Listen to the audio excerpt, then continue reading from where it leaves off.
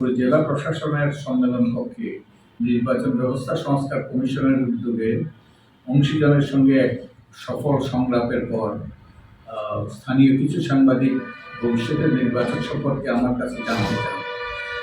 আমি বলেছি যে আমাদের কমিশন সুষ্ঠু, নিরপেক্ষ।